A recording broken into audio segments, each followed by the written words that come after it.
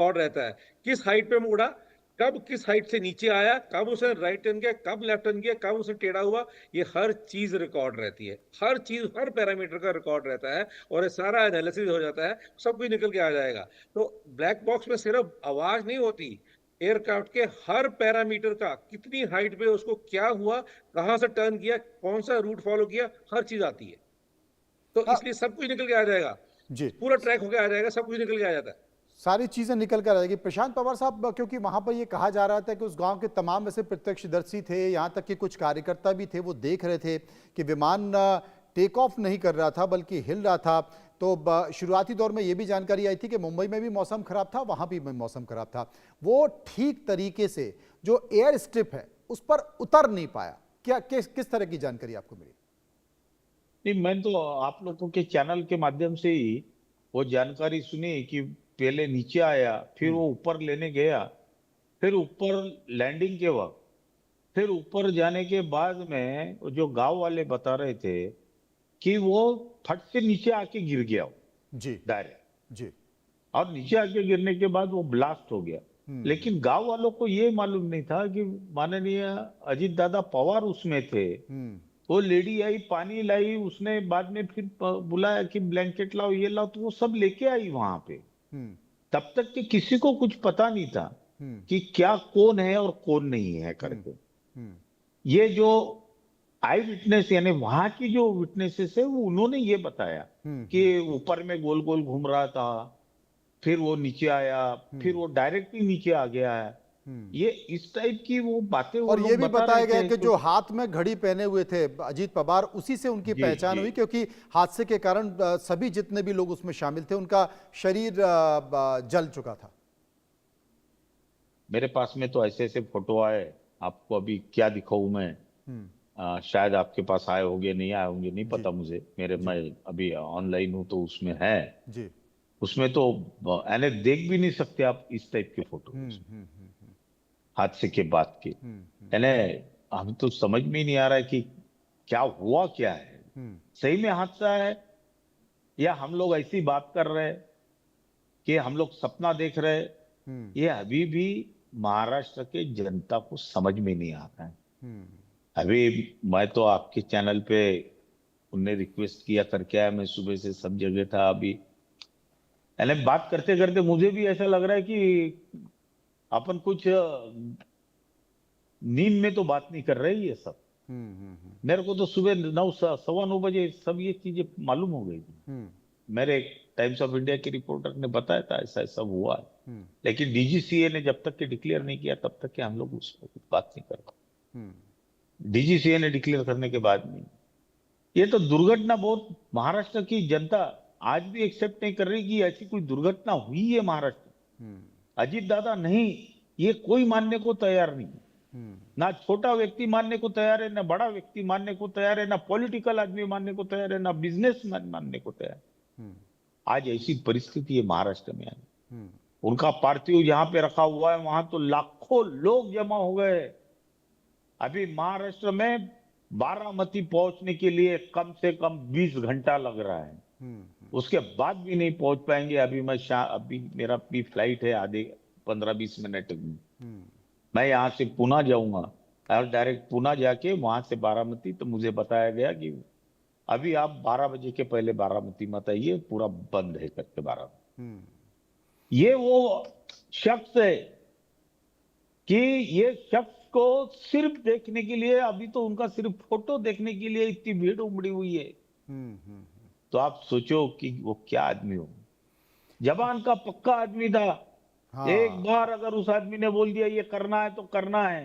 हम्म बाकी जैसे नहीं कि नहीं, मैं देखता हूं, करता हूं, सोचता हूं, ये चीज हमने। और सुरक्षा के बारे में उस आदमी, मैं आपको एक उनका किस्सा बताता हूँ, और मुझे थोड़ा सा हाँ ये प्लीज बताने के बाद में क्षमा करें कि मैं एयरपोर्ट जा रहा हूं। मैं प्लीज प्लीज प्लीज।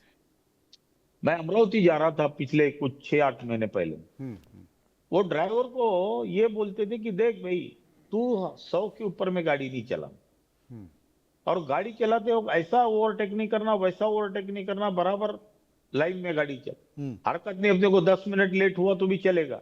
हम्म 100 के ऊपर गाड़ी की, इसका मतलब ये नहीं कि अपन बहुत जल्दी पहुंच जाएंगे। ये उनकी ड्राइवर को सलाह रहती थी, जिसमें मैं और दादा दोनों ट्रैवल कर रहे थे। नागपुर से 200 किलोमीटर जाना और 200 किलोमीटर आना, जी। यानी इतना ज्यादा सुरक्षा के बारे में उनका ध्यान रहता। एक बार एक अमरावती से कार्यक्रम करके आए, जो गवर्नमेंट की गाड़ी थी, वो गाड़ी के अंदर में सफारी कार थी, सफारी गाड़ी थी, उसमें वो बैठ के आए। मैं रात को 11:15 बजे नागपुर एयरपोर्ट पे था, तब मैं शहर का अध्यक्ष था। इंडिया न्यूज पे। और उसके बाद में दादा ने जब गाड़ी के नीचे उतरे, वो टायर में से गर्म हवा निकल, अपना वो ये निकल रहा, धूल निकल रहा था। तो दादा बोले, मैं लोक प्रतिनिधि हूं, तुम हमको मारने के लिए निकले हैं क्या? बोले, इसके बाद में ऐसे गाड़ी में लोक प्रतिनिधि को अगर आपने ऐसी गाड़ी दिया तो आप और मैं हूं, अगर पैसा होना है तो मेरे से पैसा ले जाओ और नई गाड़ियां लेके आओ। बोली, हम जनता के लिए लड़ने वाले लोग हैं और हमको आप इस टाइप का ट्रीटमेंट देते हैं। बोले, यानी ये एक एक चीज वाकई एक एक चीज का दादा ख्याल रखते थे। चमत्कारिक नेता थे, महाराष्ट्र की राजनीति के बैलेंसिंग फैक्टर थे। सरकार किसी की बने, या तो एनडीए की बने या यूपीए की बने, लेकिन वो धुरी थे।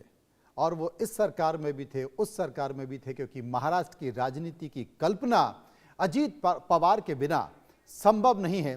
पता नहीं कैसा कल होगा, कैसी राजनीति होगी, लेकिन मुझे लगता है कि महाराष्ट्र की राजनीति और महाराष्ट्र के नेता और कार्यकर्ता अजीत पवार को भुला नहीं पाएंगे। उनको श्रद्धांजलि देते हैं और इस कार्यक्रम को हम विराम देते हैं। फिलहाल शुक्रिया करूंगा मैं सभी का, और प्रशांत साहब को जाना भी है, बहुत बहुत शुक्रिया करूंगा सभी का जो विस्तार से चर्चा कर रहे थे मेरे साथ इस मुद्दे पर। वहीं मुंबई से बारामती के लिए प्लेन से रवाना हुए महाराष्ट्र के डिप्टी सीएम हादसे का शिकार हो गए।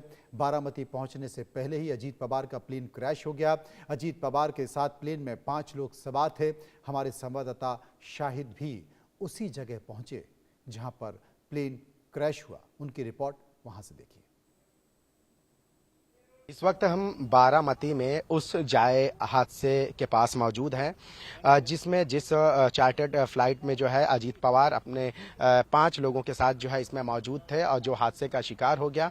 आपको बता दें कि जैसे ही ये खबर पता चली है और उसके बाद से ही न सिर्फ बारामती में बल्कि पूरे महाराष्ट्र में शोक की लहर दौड़ गई है। अभी भी आप देखिए कि जो मलबा है वो मलबा अभी भी पड़ा हुआ है। अंदाज़ा लगाइए कि जो आग है कितनी भयानक रही होगी। जो प्लेन है उसके कई पार्ट्स आप देखिए इधर उधर बिखरे पड़े हुए हैं। और इसके साथ साथ मेरे सामने ही आप देखिए कि फॉरेंसिक की टीम और दूसरे सभी लोग जो है यहाँ मौजूद हैं। आपको बता दें कि सुबह 8:45 पर बारामती एयरपोर्ट पर लैंडिंग के दौरान उनका चार्टर्ड प्लेन क्रैश हो गया। उनके साथ साथ हादसे में उनके अजीत पवार के सुरक्षाकर्मी, 2 पायलट और एक महिला क्रू मेंबर समेत यानी कि कुल 5 लोग मौजूद थे जो इस हादसे के शिकार हो गए। पवार जो है 5 फरवरी को पुणे में होने वाले जिला परिषद चुनाव के लिए 4 रैलियों को संबोधित करने वाले थे। वो मुंबई से सुबह 8:10 पर यहां के लिए रवाना हुए। केंद्रीय एविएशन मिनिस्टर राम मनोहर नायडू ने बताया कि पायलट ने बारामती एयरपोर्ट पर लैंडिंग के दौरान कोशिश की थी, लेकिन रनवे साफ नहीं दिखाई दिया तो वो प्लेन को दोबारा ऊंचाई पर ले गया। पहली कोशिश नाकाम रहने के बाद बारामती के रनवे 11 पर दोबारा लैंडिंग की कोशिश की गई। इस दौरान विमान रनवे से पहले ही गिर गया और उसमें आग लग गई। और इस दौरान पायलट ने भी कोई इमरजेंसी सिग्नल भी नहीं दिया था, उसने मेडे जैसे कॉल भी नहीं दिया था, जो आमतौर पर इमरजेंसी सिचुएशन में पायलट जो है ये बात कहते हैं। महाराष्ट्र के सीएम देवेंद्र फडणवीस भी जो है आज बारामती पहुंचे। उनके साथ साथ और भी छगन भुजबल, समीर भुजबल समेत कई सारे लीडर यहां आए। उन्होंने आज स्कूलों की जो है छुट्टी दे दी और 3 दिन के लिए राजकीय शोक की घोषणा की है। पवार का अंतिम संस्कार बारामती में यहीं जो है कल जो है 11 बजे किया जाएगा। और अजीत पवार के चाचा शरद पवार, पत्नी सुनित्रा, दोनों बेटे और बहन सुप्रिया भी जो है बारामती पहुंच चुकी हैं। इधर एयरक्राफ्ट और एक्सीडेंट इन्वेस्टिगेशन ब्यूरो यानी AAIB ने हादसे की जांच शुरू कर दी है। जांच एजेंसी की एक टीम दिल्ली में विमान के ऑपरेटर कंपनी VSR वेंचर के ऑफिस पहुंची है। उधर महाराष्ट्र के उप मुख्यमंत्री और एनसीपी नेता अजीत पवार के विमान हादसे में असामयिक निधन से पूरे देश में शोक की लहर है। पुणे जिले के बारामती में बुधवार को लैंडिंग के दौरान उनका विमान क्षतिग्रस्त हो गया, जिसमें पवार समेत कुल 5 लोगों की मौत हो गई। इस दुखद समाचार से भावुक होकर भारत के प्रसिद्ध अंतर्राष्ट्रीय लीफ आर्टिस्ट मधुरेंद्र कुमार ने अपनी अनोखी कला के माध्यम से दिवंगत नेता को श्रद्धांजलि अर्पित की है। तो जैसे कि आप तस्वीर देख रहे हैं, पत्ते पर, एक पत्ते पर अलविदा अजीत दादा, ये उन्होंने पत्ते पर उनकी कलाकृति को उकेरा है और इस कलाकृति को उकेरते हुए उनको श्रद्धांजलि दी है और शायद एक भावभीनी श्रद्धांजलि से कह सकते हैं। महाराष्ट्र के एनसीपी नेता अजीत पवार दादा समेत 5 लोगों का विमान दुर्घटना में निधन अत्यंत ही दुखद है। हम पता पर कलाकृति उकेरकर भगवान से इन सब के लिए आत्मा की शांति का प्रार्थना करते हैं। पवार साहब जैसे कदावर नेता का असामयिक